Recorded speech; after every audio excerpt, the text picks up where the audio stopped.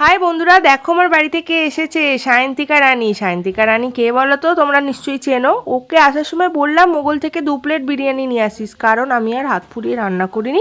মা ছিল না, গেছিল ফিস্টে, তাই সেদিনকে সায়ন্তিকাকে বাইরের খাবারই খাওয়ালাম। তারপরে আমরা একটু রিলস টিলস করছিলাম, সেটা তোমরা আমার ইনস্টাগ্রামে আশা করি দেখে ফেলেছো। তারপর মা আমি যাচ্ছি কোথায় বলো তো? বইমেলা। যাওয়ার আগে আপরা মন্দিরে মাকে নমো করে নিলাম। আমি একলা ছিলাম না, মায়ের সাথে সায়ন্তিকা রানীও ছিল। দেন টুকটুক পা করে হেঁটে হেঁটে পৌঁছে গেলাম একদম বইমেলার মাঠে, যেটা আমাদের ডিউ স্কুলের মাঠে হয়, প্রাচ্য ভারতী ক্রীড়াঙ্গন। এই যে তোমরা দেখতে পাচ্ছ।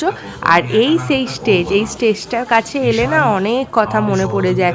4-5 বছর আগে আমি এই স্টেজে প্রোগ্রাম করতাম, এখন আর ওই সব পার চুকিয়ে গেছে। আসলে বড় হওয়ার সাথে সাথে সকলেরই বোধ হয় এরকম জীবন থেকে অনেক কিছু বদলে যায়। আমরা নতুন কিছু শিখি, নতুন কিছু জানি, নতুন কিছু শিক্ষা লাভ করি।